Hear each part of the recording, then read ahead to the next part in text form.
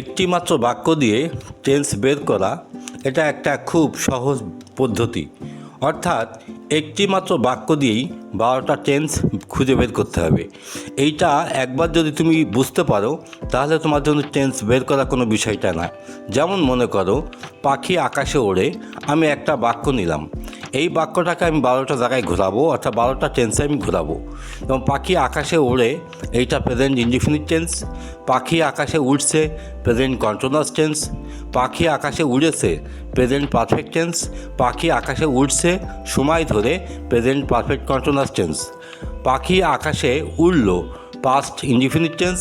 পাখি আকাশে উড়ছিল, past continuous tense. পাখি আকাশে উড়েছিল, পাস্ট পারফেক্ট টেন্স। পাখি আকাশে উড়ছিল সময় ধরে, পাস্ট পারফেক্ট কন্টিনিউয়াস টেন্স। পাখি আকাশে উড়বে, ফিউচার ইনডিফিনিট টেন্স। পাখি আকাশে উড়তে থাকবে, ফিউচার কন্টিনিউয়াস টেন্স। পাখি আকাশে উড়ে থাকবে, ফিউচার পারফেক্ট টেন্স। পাখি আকাশে উড়তে থাকবে সময় ধরে, এটা ফিউচার পারফেক্ট কন্টিনিউয়াস টেন্স। শুধু কন্টিনিউয়াস এবং পারফেক্ট কন্টিনিউয়াস টেন্সের ভার্বের ক্রিয়ারূপ একই রকম হয়, শুধুমাত্র সময়ের পার্থক্য থাকে, তাই সময়টা এখানে উল্লেখ করে দেওয়া হলো। অর্থাৎ যখন প্রেজেন্ট কন্টিনিউয়াস, পাস্ট কন্টিনিউয়াস বা ফিউচার কন্টিনিউয়াস টেন্সে কখনো সময় উল্লেখ থাকে না, আর পারফেক্ট কন্টিনিউয়াস টেন্সে সময়টা উল্লেখ থাকে। এই ছিল টোটাল টেন্স।